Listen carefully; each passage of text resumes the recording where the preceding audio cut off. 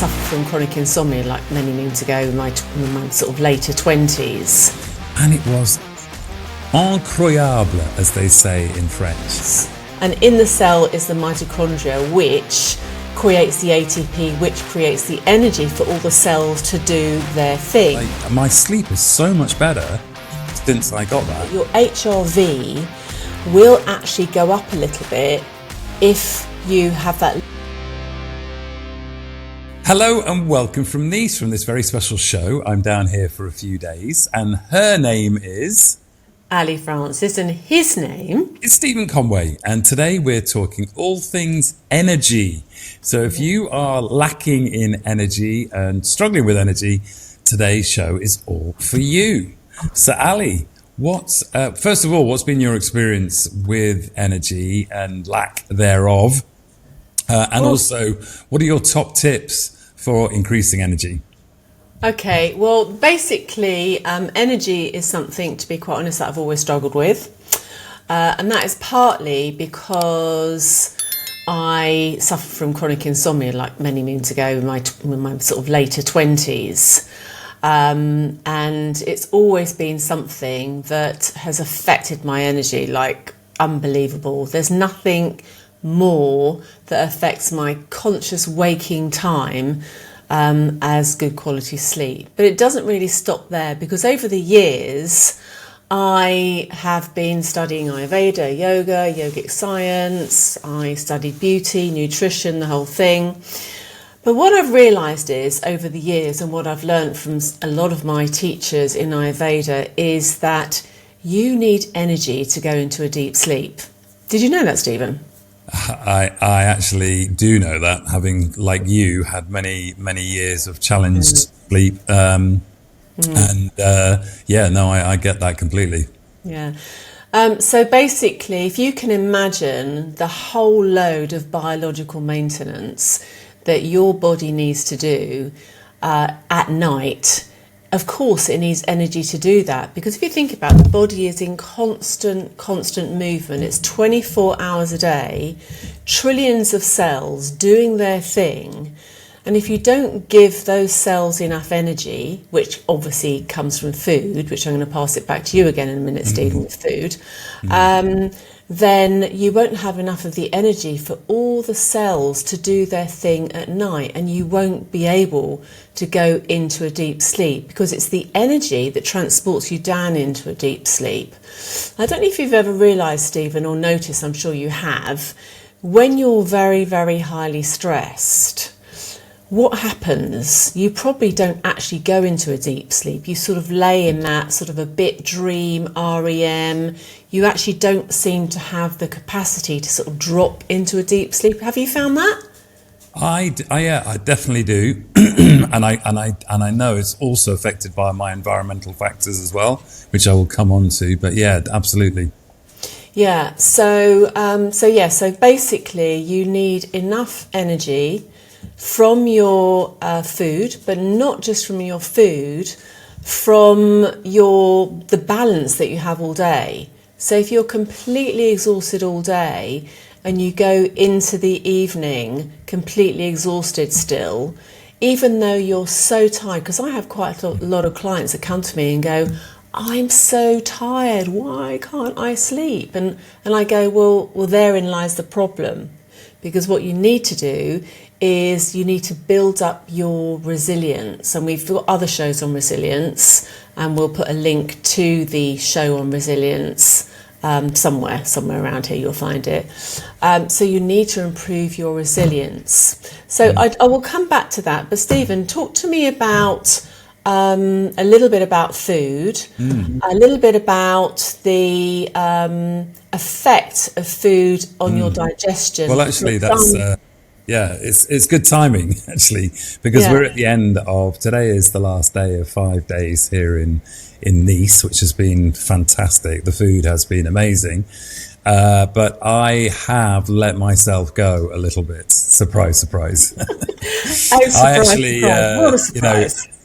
said before I came, right, I'm not going to drink, and I'm going to be, not do the sugar and what have you.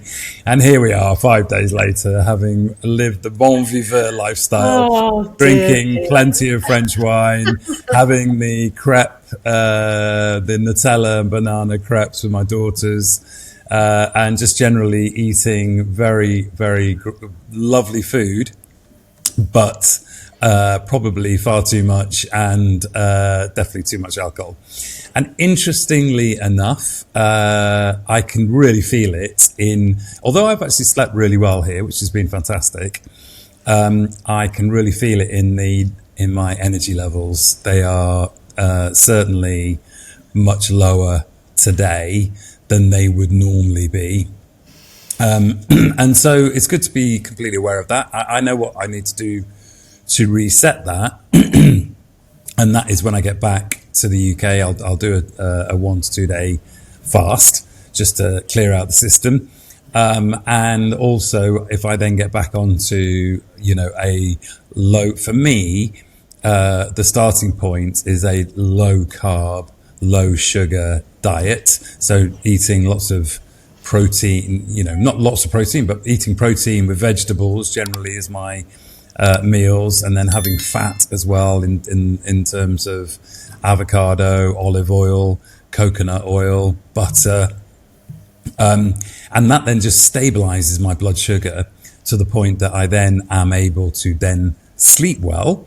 And actually I will have, before I go to bed, I'll have generally, this is when I'm at home, I'll have some chlorella and spirulina tablets that you can buy as like a mix, with like a teaspoon or half a teaspoon of butter and a tiny amount of honey, and it just feels, it's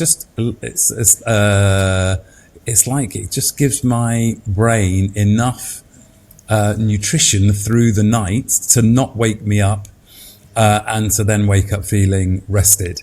And then by going to bed regularly at the same time as well, you get yourself into a routine. And then by having the low carb and the low sugar as well, within a few days, I will then get back to where I was. And I have to say, I've found my red light therapy panel that I have a little snooze on in the afternoon just for 20 minutes has been fantastic. Like, my sleep is so much better since I got that. And so we'll do a show on which red light therapy, and just actually give people a tour of that bit of kit that I've got. So so no, that generally, and as I say, coming here is a really good. It's great to be away because you just feel so rested anyway by doing things that are different. Going to see a new place, being in a different place, and seeing new sights and new people. That just energizes you. But I have to say that the food side of things, I have let go. Surprise, surprise. Well, if people stick to this show, they will gradually get to know Stephen, who always says he's gonna really go for it, and then he sort of admits to the fact that he's not. But I don't suppose you're alone, Stephen. Well, I think by being honest about my my weaknesses, especially around food and wine, then hopefully we can help other people who probably have the same issue, and that is that I don't want to live a life that is not enjoying those things. I mean, the meal we had last night was incredibly reasonable, and yet they chose every course, and they chose every glass of wine that was paired with that course, and it was a 6-course meal. It was incredibly good value, and it was incroyable, as they say in French. Absolutely incredible. The service, the food, and if you ever find yourself in Nice, the name of that restaurant is Nuance, which is Nuances, and it's just off the Place Garibaldi, about a 3-minute walk from the Place Garibaldi in the centre of Nice.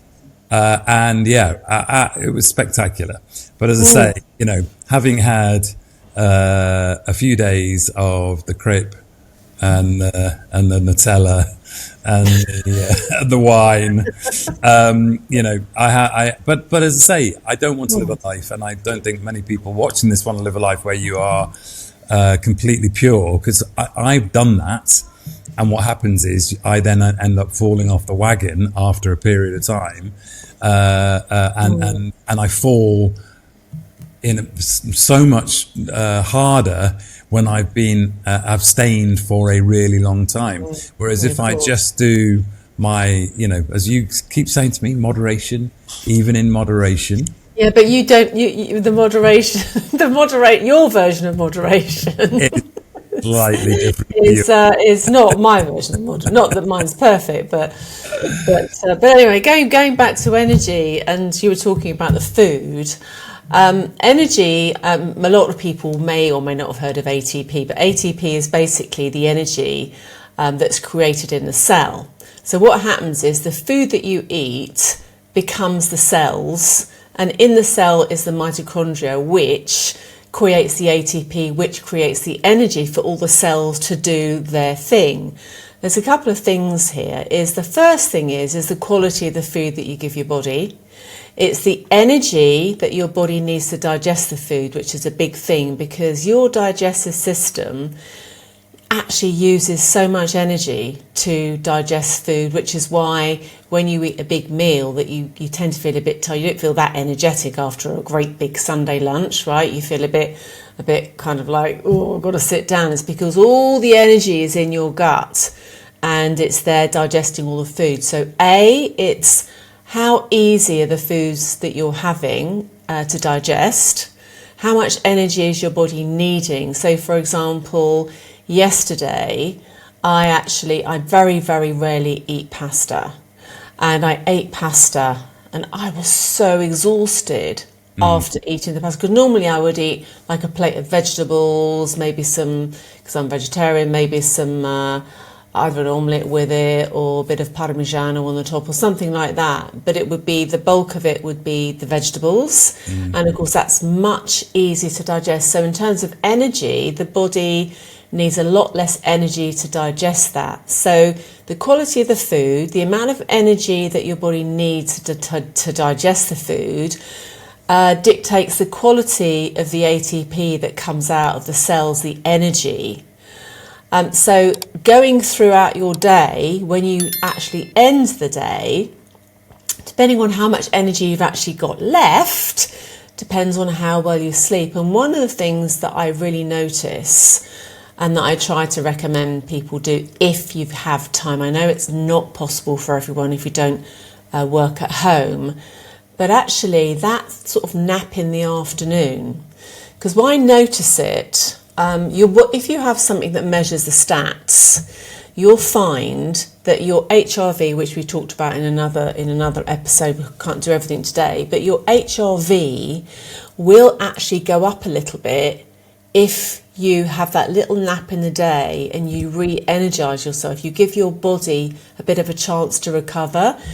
And I think you do that, Stephen, don't you? You actually have quite a lot of like, I'm going to go and lie down for half an hour. On the red light bed. Recently, I've been doing it every day, and I have to say, it's just like a little recharger. I then get up feeling reinvigorated for the rest of the day, and then I do sleep really well at night.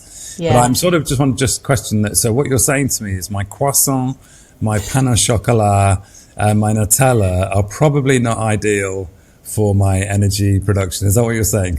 I am saying that, but I'm not saying you can't have it. But hey, when I was in Versailles, whenever it was, 2 years ago, whatever, and we had pancakes with chocolate sauce and banana. I mean, of course, everyone does it.